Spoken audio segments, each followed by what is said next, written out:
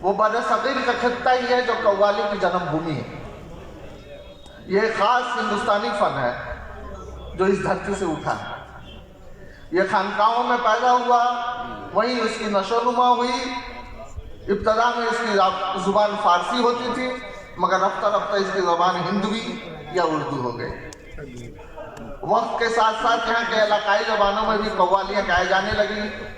कव्वाली का फन इस कदर मकबूल हुआ कि वो खानकाहों और दरगाहों तक महदूद न रहा, बल्कि अवामुन्नास तक पहुँचा और अवामी महफिलों में उसे गाया जाने लगा। मैं आपसे आधे घंटे में फोन करके बात करता हूँ। कव्वाली में जिस शायरी का इस्तेमाल होता है उसका मरकजी ख्याल अकीदत, मोहब्बत, रूहानियत और लॉन्गिंग टू डिवाइन गॉड, ख्वाहिश इलाही के पर मुनहसिर है।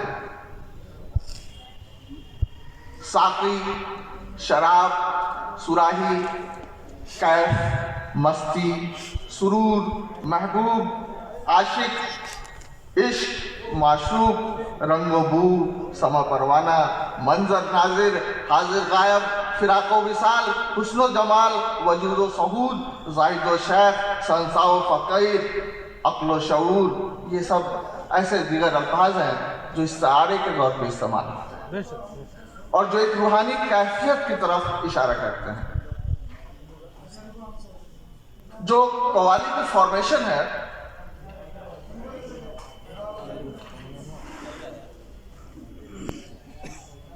उसमें जब कव्वाल पेश करता है तो सबसे पहले हमद बारी ताला से उसकी शुरुआत होती है।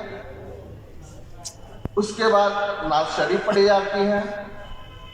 उसके बाद मनक़बत जो हज़रत अली या औलिया अल्लाह या सूफिया की तरफ इनका रुजू होता है वो पढ़ी जाती है। अगर मनक़बत एक कव्वाली के महफिल में पढ़ी जाती है तो ठीक नात के बाद पढ़ी जाती है। जो असल हिस्सा होता है वो गज़ल का होता है। जदीद दौर में कव्वाली का ये एक अहम हिस्सा गज़लगोई का है। कव्वाली में गज़ल के अशार एक मेटाफर या इशारे की तरह इस्तेमाल होते हैं।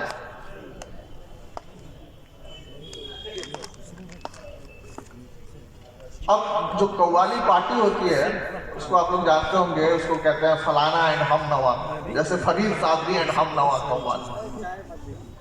एक टीम जो कव्वाली की होती है वो तकरीबन 8-9 लोगों पर मुरक्कब होती है। एक लीड सिंगर कहलाता है, 2 या 3 साइड सिंगर होते हैं। लीड सिंगर या साइड सिंगर के साथ हारमोनियम होता है। ये मंच पे, स्टेज पे उकड़ू पालती लगाकर बैठते हैं। पहली सफ में हारमोनियम के साथ लीड या साइड सिंगर्स होते हैं और दूसरी सफ में परकशनिस्ट जैसे ढोलक, तबले वाले या जो हैंड क्लैपिंग से परकशन पैदा करते हैं और कोरस पैदा करते हैं, वो दूसरी सफ में होते हैं।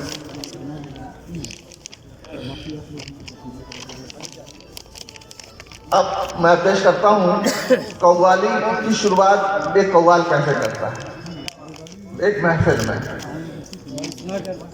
शुरुआत बहुत ही धीमे और हल्के सुरों से होती है और आहिस्ता आहिस्ता को परवान चढ़ती है, यहाँ तक कि आखिर होते होते ये इस हाई लेवल एनर्जी को पहुँच जाती है जहाँ न के गुलकार बल्कि सामीन में भी एक लाशौरी हिप्नोटिक कैफियत पैदा हो जाती है। तकरीबन सारी की सारी कव्वाली हिंदुस्तानी क्लासिकल म्यूजिक के रागों की रिवायत पे गाई जाती है।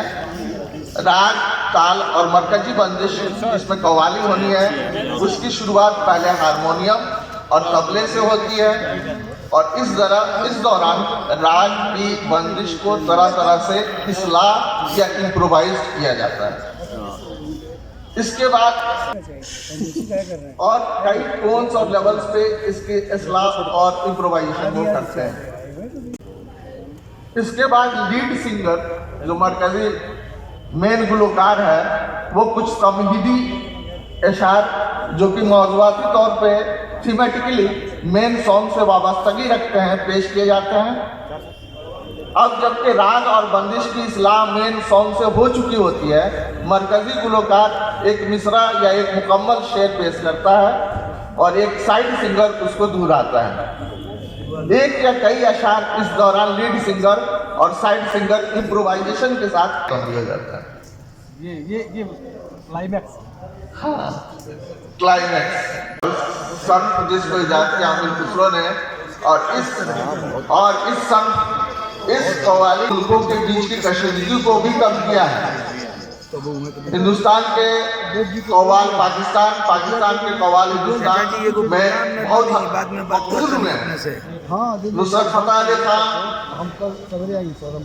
साबरी ब्रदर्स, अजीज मियां कव्वाल, ये काफी मकबूल शायर रहे हैं, मकबूल कव्वाल रहे हैं और इन्होंने दो मुल्कों की सरहदों को बांटने का काम किया है।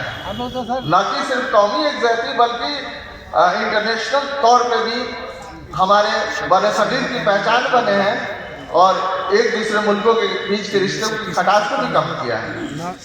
आप सबका बहुत बहुत शुक्रिया, ममनून हूँ मैं आप सबका।